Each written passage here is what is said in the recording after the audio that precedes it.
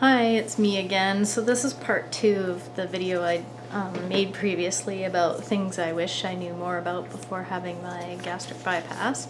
So I'm just going to jump into this one and continue with some of the other things that I've noticed that might be helpful for you. Pardon me, I just had some water. So sleeping. Right afterwards, you're probably not going to be able to sleep in any other position than on your back. I'm not a back sleeper. For the most part, I sleep on my side, my left or my right during the night, and usually end up on my right. So during this time, especially the first probably 1.5 weeks for sure, I could only sleep on my back, and the small of my back would get very sore. And I would put a pillow under my knees and it would kind of help, but it still wasn't ever good enough. And it wasn't until about 3 or 4 days ago that I've been able to sleep on either my left or my right side, and I have to hug a soft, regular pillow against my abdomen. It just provides some support, and I don't get that sensation of the incisions being dragged by the weight of my belly anymore. And there's a lot less pain involved every which way when sleeping on my side. So maybe just prepare for that, have some extra pillows or something ready for you for when you get home so that you can try to make your bed as comfortable as possible. So the other thing that I didn't think about ahead of time really was my bras. So I think most of us, if not all of us, have underwire bras. And if you have a sport bra, they probably have underwire in them, or they're not, or they're the pull over your head type and they're quite restricting and they can be tight as well. My problem with the bra is that where the underwire is lands within like a centimeter of the incision for the new stomach. And so I feel like my rib cage is being compressed, and I still have a lot of, it's uncomfortable, and then it gets painful after a while if I wear one of my bras. So I have my underwire bras, and I put in a bra extender at the back, but it still doesn't change the placement of the cup or where that pressure underneath is. So this Monday, it's Saturday the 13th of April right now, I'm going to go and try to find just something cheap, because you're going to end up spending lots of money on clothing. So if you're a VV Boutique fan, you want to go to Valley Village and dig around and find a bra there, knock yourself out, I'm just going to hit up Walmart because they're like $12 and try to find something cotton with no underwire that's, you know, maybe adjustable somewhat. But still, I haven't worn a bra unless I go out, and it's, you know, after a while that's like uncomfortable and things are rubbing and da-da-da. Anyway. So bras, get ready, get yourself a bra. Sparkle, it's okay, there's nobody here. This is the second video I've been making and everyone's making noise. Sorry, it's my dog. She thinks she hears something. Now she's gonna go and protect your food. Go on. Alright, so some other things that happen is your sense of taste changes. And some people, I think, have mentioned this before, but I didn't quite fully understand. But I've noticed that my sense of taste has changed a little bit. So even though I want to eat savory foods right now, like, you're going to get head hunger, and I'm going to talk about head hunger. I don't know if I'm going to do it in this video or just do a separate video on it, because it's pretty substantial.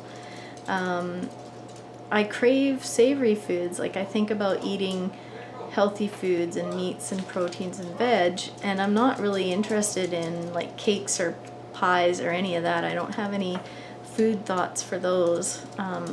It's because I don't think my body wants that right now. My body wants nutrition, and it's thinking about those foods.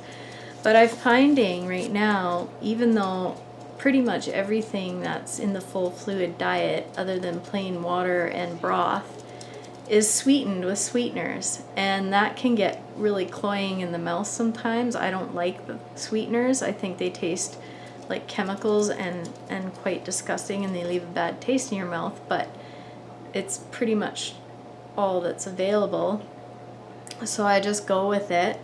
But when I've tried to have broth lately, I'm just like, oh, it just doesn't taste right, and it doesn't just doesn't feel good. I don't quite understand what's going on there. But I did notice, like, the first week after my surgery, I couldn't even take in regular Campbell's chicken broth. And now I can.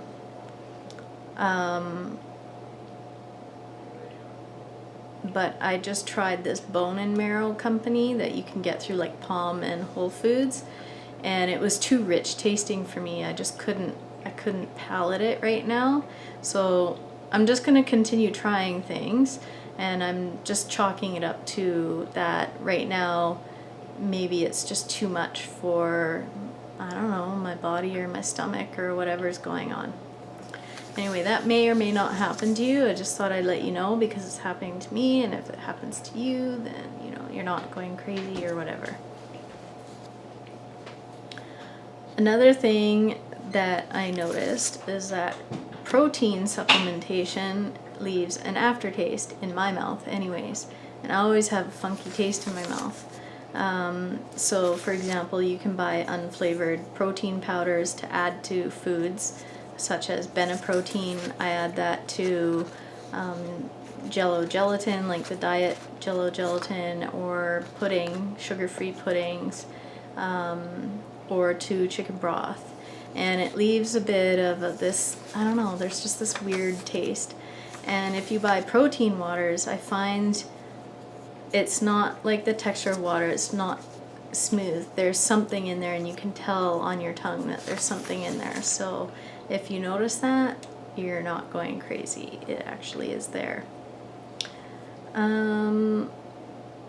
So couple other things. Oh, I'm doing good for time, so I'm just gonna keep going.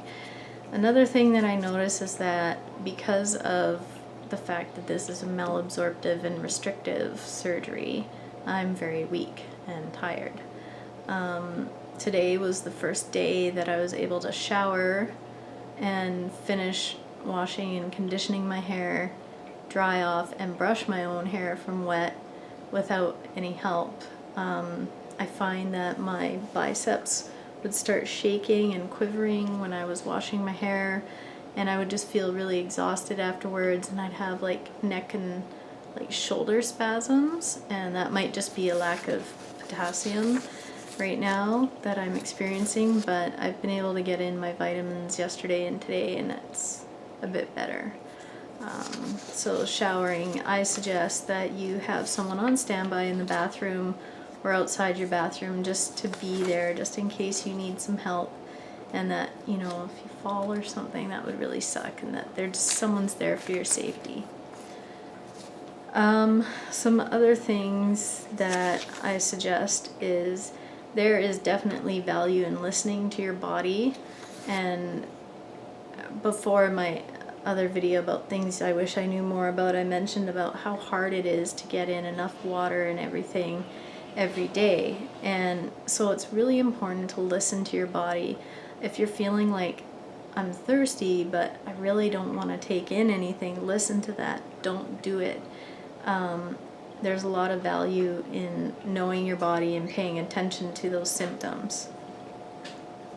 Another thing that's really important to do is rest between each of your meals or snack, as in give your stomach like a good half hour to do what it needs to do to get that food through, because it's going to take you an hour just to finish half a cup, because you're only taking in 1 ounce, which is 2 tablespoons every 15 minutes, and half a cup is about 4 ounces, so 1 ounce per 15 minutes makes an hour.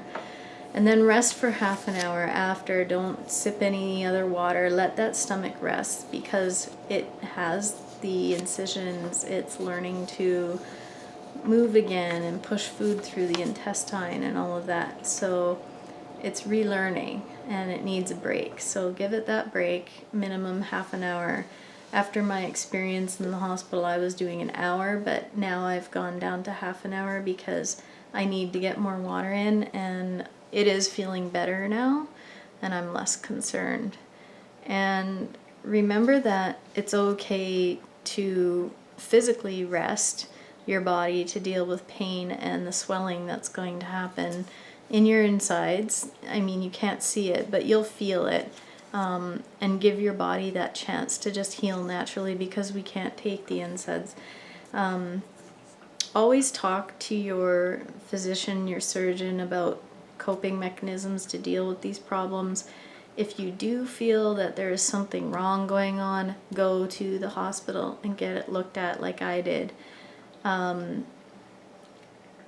just suggesting things like resting, if you're feeling pain and like bloating and things like that, as just your basic things that you're going to do when you're having discomfort. If you're having extreme pain or a new severe pain somewhere that's unlike the ones that crop up after the surgery, then go to the hospital. Don't necessarily, listen to everything that I've said and go, well, that chick said this. No, I'm not saying don't listen to serious things, but if you're just feeling like things are sore and you're achy and it's just you're done for the day, then rest, and that's okay. You're allowed to rest and have naps. It's very important. So I think that's pretty much all I wanted to talk about these ones and on these two videos. I think I'll do a different one about head hunger, because that one is challenging. And I'm just going to preface a little bit on it that it's not necessarily because you have a food addiction. And so if you want to hear more about my thoughts on head hunger and my experience, please look for my other video, which will be titled Head Hunger in Some Way, Shape, or Form or Another, and take a listen. So until you listen to that one, have a great evening, weekend, day, whatever you're doing, and take care of yourselves. Bye for now.